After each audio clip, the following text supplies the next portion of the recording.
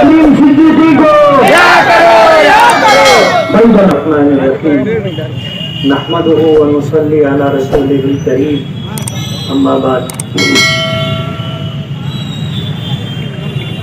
उलमाए किराम, समाजी, सियासी, कौमी, मिली तंजीमों के जिम्मेदारान, हिंदुस्तान के कानून और हिंदुस्तान के इंसाफ से हम आहंग मालेगांव की वो आवाम जो आज इस धरने में शरीक है। मैं कुछ संजीदा बातें अर्ज करना चाहता हूँ जिसका इल्म आपको भी होना चाहिए और मौजूदा डिपार्टमेंट के जरिए से हमारी ये आवाज़ हमारे बिरादरान वतन तक भी पहुँचे, योगी सरकार तक भी पहुँचे, मोदी सरकार तक भी पहुँचे और वो इस बात को नोट करके रखें। इस्लाम दीन फितरत है और ये दीन जिस वक्त से इंसानों की इब्तिदा हुई वहाँ से लेकर के आज तक यही दीन तसलसल के साथ चला आ रहा। हमें इस बात का दावा है कि वो दीन बेआईनी ही अपनी असली हालत में हम मुसलमानों के पास और क़यामत तक ये दीन बाकी रहेगा। जिस वक्त अल्लाह पाक का ये फैसला होगा कि दुनिया के इस निज़ाम को ख़त्म कर दिया जाए तो अल्लाह पाक दीन की बुनियादों को जैसे कुरान पाक है इसे उठा लेंगे और जब इस रूए ज़मीन पर अल्लाह का नाम लेने वाला कोई बाकी नहीं रहेगा तब ये दुनिया ख़त्म कर दी जाए। हमारे आका जनाब रसूलुल्लाह सल्लल्लाहु अलैहि वसल्लम ने जब अपनी ज़िंदगी के आखिरी अय्याम में हज किया तो अरफात के मिना के मैदान में दुआ की थी और वो ये दुआ की थी कि पिछली जो कौमें उम्मतें गुजरी हैं उन पर अल्लाह पाक की तरफ से नाफरमानियों की वजह से जो अजाब आया था वैसा अजाब मेरी उम्मत पर ना आए। दूसरी दुआ हमारे आका ने मांगी थी कि कोई ऐसा जालिम बादशाह मेरी उम्मत पर मुसल्लत ना हो जो इन्हें सफ़े हस्ती से मिटा दे। तीसरी दुआ मांगी थी कि मुसलमानों में इत्तेहाद और इत्तेफाक रहे।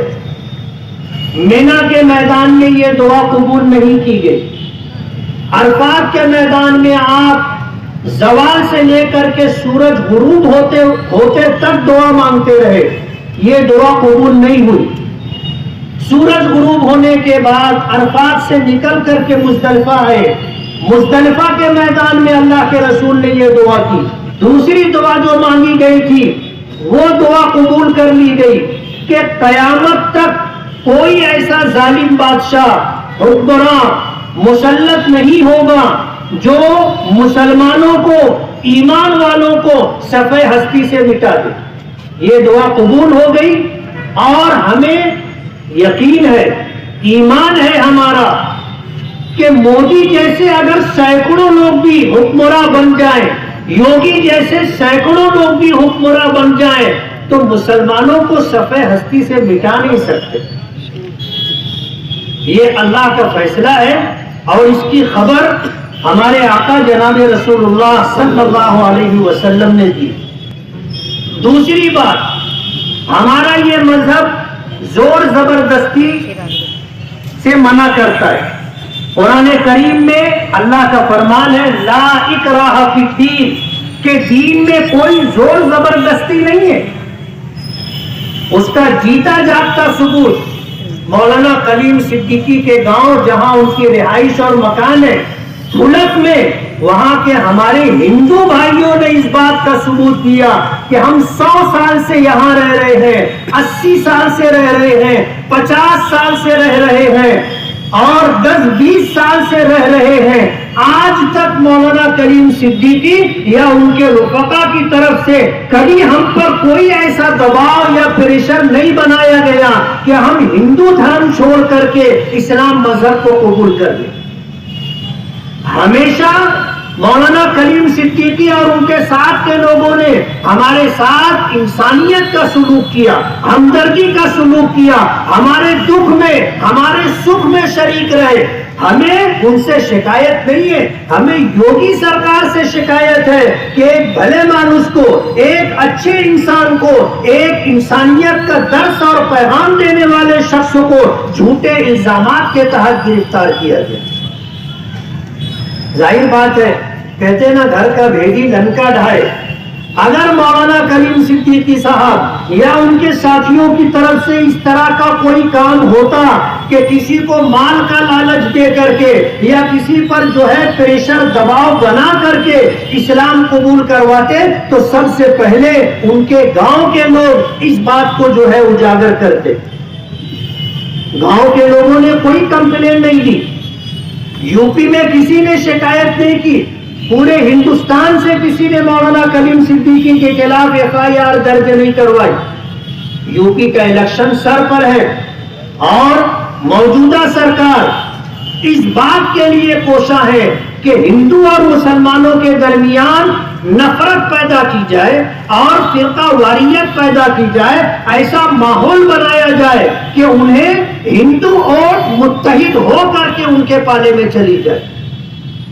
مولانا کلیم صدیقی ہی نہیں، مولانا کلیم صدیقی جیسے بہت سارے لوگوں کو ٹارگٹ کیا گیا ہے اور اس طرح کی کوشش مسلسل کی جا رہی ہے.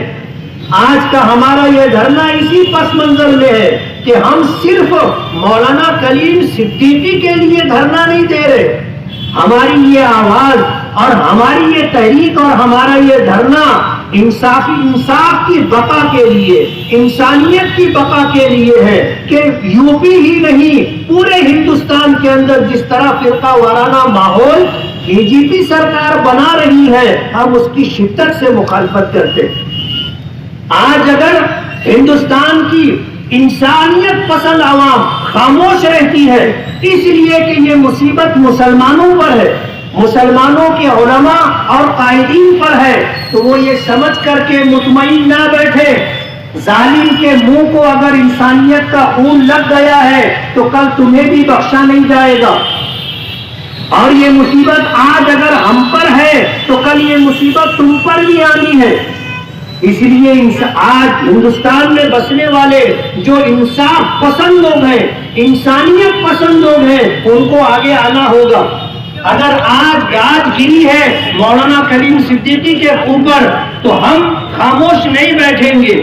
ہم اس بات کے لیے عہد کر کے میدان میں آئے ہیں کہ ہمیں انصاف ملنا چاہیے. مولانا کلیم صدیقی کے خلاف ملک سے بغاوت اور غداری اور دہشت گردی کے جو قلم لگائے گئے ہیں یہ ظلم اور بربریت ہے اور ہم اس کی شدت کے ساتھ مخالفت کرتے ہیں. آج جمعیت علماء مدنی روڈ کی طرف سے، شہر کی عوام کی طرف سے ہم سرکاری نمائندوں کو یہ بتانا چاہتے ہیں کہ ہم انصاف کے لیے اور انسانیت کے لیے اکٹھا ہوئے ہیں. اگر کوئی انصاف پسند اور انسانیت پسند شخص پر ظالمانہ کارروائی کرتے ہوئے کوئی ایسی قلم لگائی جاتی ہے جس سے اس کی ضمانت نہ ہو سکے اور اس کو جیلوں میں سلاخوں کے پیچھے رکھا جا سکے تو ہم اس کی شدت کے ساتھ مخالفت کرتے. جمعیت علماء جس کی آواز پر آپ یہاں جمع ہوئے ہیں، ہم یہ باور کرانا چاہتے ہیں کہ ہماری یہ آواز حکومت تک، ہماری یہ آواز مرکزی حکومت تک پہنچائی جائے کہ مولانا کلیم صدیقی کو اور اس طرح جن لوگوں پر ناجائز اور ظالمانہ کارروائی کرتے ہوئے ملک سے غداری کا اور دہشت گردی کا قلم لگایا گیا ہے، دہشت گرداری کی دہشت اور غداری کی دفعات لگائی گئی ہیں، اسے ختم کیا جائے اور مولانا کلیم صدیقی اور ان جیسے لوگوں کی رہائی کا فیصلہ کیا جائے. جمعیت علماء کی آواز پر آپ حضرات یہاں اکٹھا ہوئے.